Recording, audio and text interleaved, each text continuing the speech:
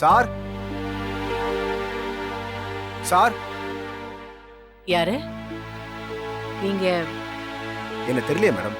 அன்னைக்கு ராஜாராமன் சாரும் பல்லவி மேடமும் உங்க பொண்ணு ஸ்ரீநிதிய பொண்ணு பார்க்க வந்திருந்தப்ப அவங்க கூட நானும் வந்திருந்தேனே. ஓ ஆமாமா, மறந்துட்டேன்.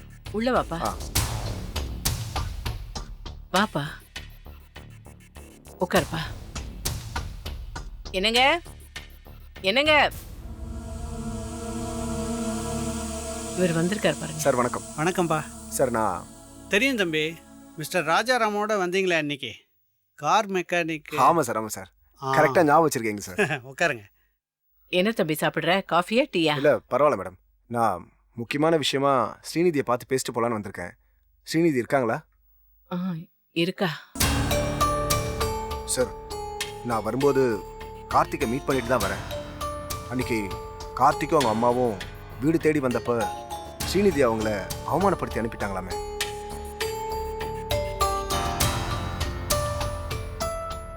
இன்னைக்கு கோவில்ல பார்த்து பேச முயற்சி பண்ணப்பவும் வேணும்னே கார்த்திகோட அம்மாவை ஸ்ரீநிதி அவாய்ட் பண்ணிட்டாங்களாமே.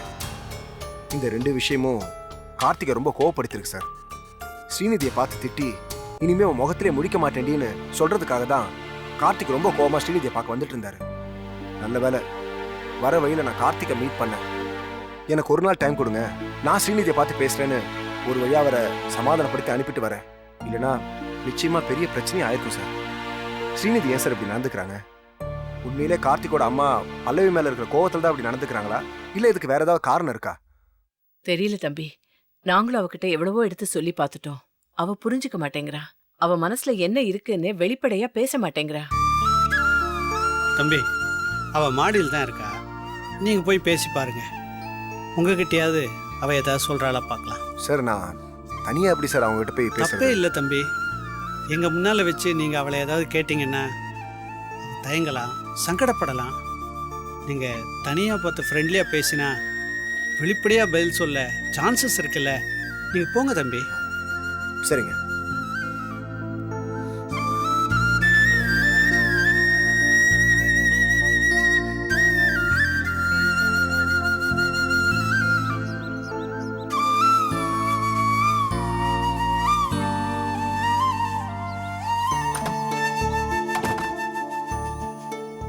ஸ்ரீநிதி வாங்க கார்த்திகேயன்.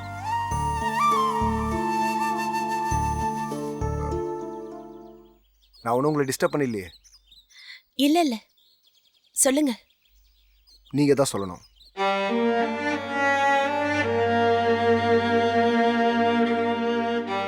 கார்த்திக் மேலேயும் அவங்க அம்மா மேலேயும் உங்களுக்கே எவ்வளவு கோவமும் வெறுப்பும்?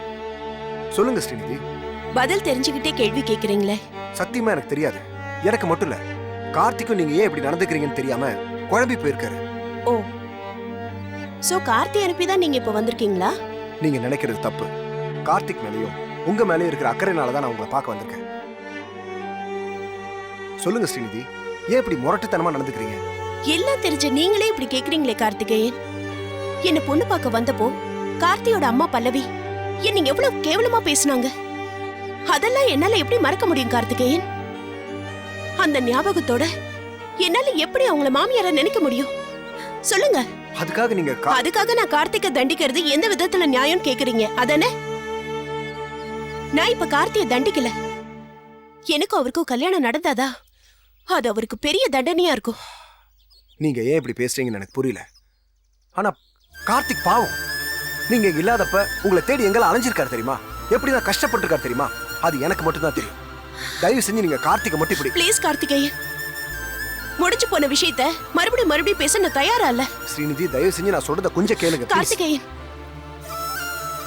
நான் கொஞ்சம் தனியா இருக்கணும்னு ஆசைப்படுறேன். ப்ளீஸ். சரி.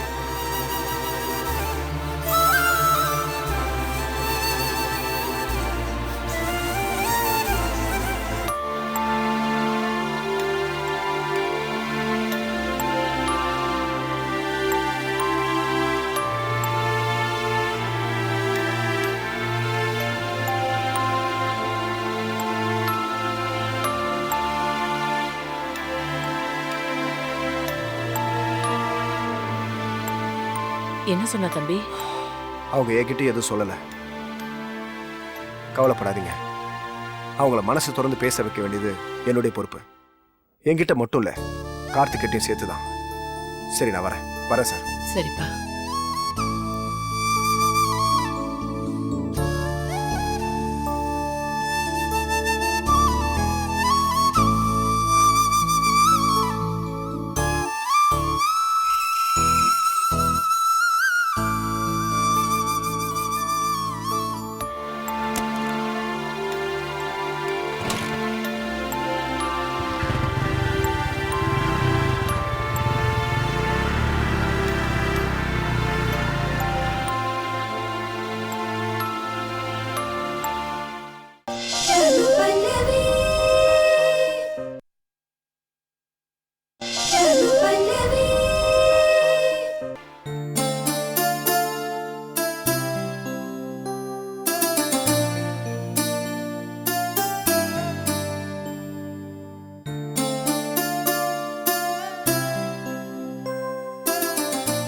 என்னங்க, நானும் வந்ததுல இருந்து பாக்குறேன் ஏதோ மூட் அவுட்லயே உட்காந்துட்டு இருக்கீங்க.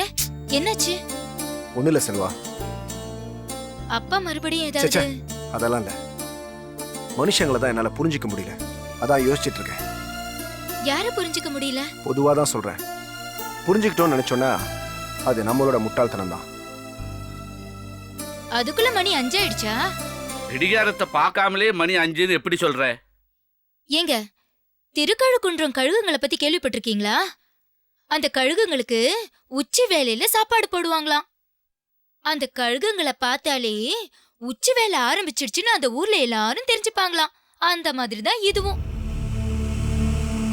அதே போல நீங்க காலையில டிஃபன் சாப்பிட வந்தீங்கன்னா மணி 8, மத்தியானம் சாப்பாடு சாப்பிட வந்தீங்கன்னா மணி 1, ஈவினிங் டிஃபன் சாப்பிட வந்தீங்கன்னா மணி 5, நைட்டு டின்னர் சாப்பிட வந்தீங்கன்னா மணி 9. நீங்க வீட்டுக்கு வர்றதை வச்சு டைம் என்னங்கறத இங்க சொல்லிடலாம். ஏய் செல்வா, மாமாவை குத்தி காட்டிலாம் பேசாத. பரவாயில்ல மாப்பிள்ள, சொல்லிட்டு போட்டோம். யார் சொல்றா? என் பொண்ணு தானே, அவளுக்கு இல்லாத உரிமையா? பாத்தீங்களா, பொண்ணு மேல பாசம் பொங்கி வழியுது. சரி சரி, நான் டிஃபன் செஞ்சுட்டா வந்து சாப்பிடுங்க. டிஃபன் சாப்பிடுறது அப்புறம் இருக்கட்டும். ஏன் வேண்டாமா? அட, ஒரு 5 நிமிஷம் கழிச்சு சாப்பிட்டா போகுது. அதை விட முக்கியமான ஒரு விஷயம், பல்லவிய வீட்டுக்கு வர வழியில பார்த்தேன். இதுதான் முக்கியமான விஷயமா? அந்த ஸ்ரீநிதி வீட்டுக்கு திரும்பி வந்துட்டாளாம். எங்களுக்கு அது தெரியுமே. அப்படியா? நீ என்கிட்ட சொல்லவே இல்லையே. உங்ககிட்ட எதுக்காக சொல்லணும்? உங்களுக்கு அதுக்கு என்ன சம்பந்தம்? சரி, வேற ஏதாவது விஷயம் இருக்கா? சரி வாங்க டிஃபன் சாப்பிடலாம். பல்லவி என்கிட்ட உன்னையும் மாப்பிள்ளையும் பத்தி ரொம்ப புகழ்ந்து பேசினான். அவங்க குடும்பத்துக்கு நீங்க செஞ்ச உதவிய மறக்கவே முடியாதுன்னு சொன்னான். இன்னும் என்னெல்லாமோ உங்களை பாராட்டி பேசினாமா. அது அப்படியே திருப்பி சொல்ல எனக்கு தெரியல. உங்களை பத்தி அவங்க பெருமையா சொல்ல சொல்ல கேட்க கேட்க எனக்கு எவ்வளவு பெருமையா இருந்தது தெரியுமா? இதுல எங்களுக்கு ஒன்னும் பெருமை இல்ல. ஆமாப்பா, உங்களை பத்தி 4 பேர் புகழ்ந்து பேசி அது எங்க காதுல விழுந்தாதா எங்களுக்கு அது பெருமை. அதுக்குதான் நாங்க கொடுத்து வைக்கலையே. மாப்பிள்ள சம்பாத்தியத்துல வேலை வேலைக்கு உட்காந்து சாப்பிட்டு ஊர் சுத்த போயிடுறீங்களே, இதுதான் நீங்க எங்களுக்கு தேடி கொடுக்கிற பெருமையா? நான் ஒன்னும் ஊர் சுத்த போகல, நானும் வேலை தேடி அலைஞ்சுக்கிட்டு தான் இருக்கேன். போதும்பா, எனக்கு நினைவு தெரிஞ்ச நாள்ல இருந்து இன்னைய வரைக்கும் நீங்க வேலை தேடிட்டு தான் இருக்கீங்க. ஆனா வேலை கிடைச்ச பாடுதான் காணும். செல்வா, அப்பா, தூங்குறவங்களை எழுப்பலாம், ஆனா தூங்குற மாதிரி நடிக்கிறவங்கள தான் எழுப்ப முடியாது. அது மாதிரி தான்ப்பா இதுவும். வேலை தேடுற மாதிரி பாவனை செஞ்சா வேலை கிடைக்காது. அதத்தானே நீங்க செஞ்சிட்டு இருக்கீங்க. போதும் நிறுத்து செல்வா. ஒரு வேலையை தேடிக்கிட்டு உழைச்சு சம்பாதித்த பிறகுதான் இந்த வீட்டுல கைய நினைப்பேன். மாமா, சரி விடுங்க, அவர் எங்க போவாரு? ராத்திரி சாப்பிடறதுக்கு இங்க தான் வந்தாகணும். என்ன செல்வா அது? பசியோட வீட்டுக்கு டிஃபன் சாப்பிட வந்தவர இப்படியா பேசி விரட்டி அடிப்ப? நான் தெரிஞ்சுதாங்க அப்படி பேசுறேன். தப்பு பண்ணிருக்காரு, அதனாலதான் அவர் புத்திக்கு உரைக்கிட்டோம்னு அப்படி பேசினேன். நீ பேசுனது ரொம்ப ஓவர். என்னதான் இருந்தாலும் அவரு அப்பா தானே, அவர்கிட்ட போய் இப்படியா பேசி அனுப்புறது? ஏங்க, நான் பேசுனது கம்மிதான். அவர் திருந்தணுங்கிற ஆசையில தாங்க நான் அப்படி பேசினேன். பேசில யாரையும் திருத்த முடியாது செல்வா. முதல்ல நீ அதை புரிஞ்சுக்க. எனக்கு புரியுதுங்க, உங்களுக்கு தான் அவரை பத்தி சரியாவே புரியல. சாப்பிட வந்தவரை சாட்டையால் அடிக்கிற மாதிரி வார்த்தையால் அடிச்சு அமைச்சிருக்கே, இதுதான் நீ புரிஞ்சுக்கிட்ட லட்சணமா? ச்சே. வெளியில தான் நிம்மதி இல்லைன்னு வீட்டுக்கு வந்த, இங்க அதை விட மோசமா இருக்கு.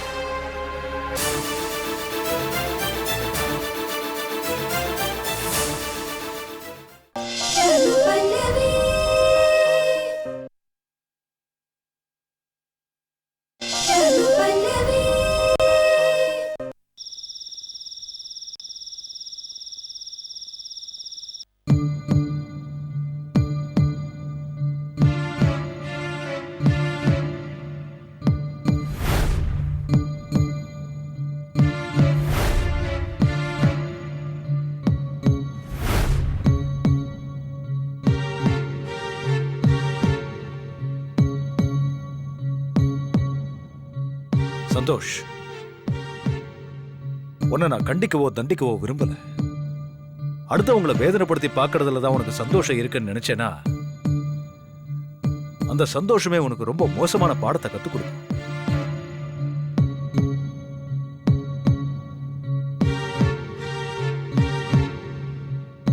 என் ஃப்ரெண்ட் அருண்குமாரோட கம்பெனில உனக்கு வேலைக்கு சொல்லிருக்கேன்.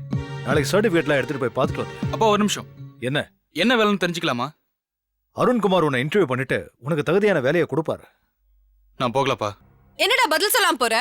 நான் பாரமா இருக்கேன்னு நினைச்சீங்கன்னா ஓப்பனா சொல்லிடுங்க. நான் எங்கேயாவது போய் தொலைறேன்.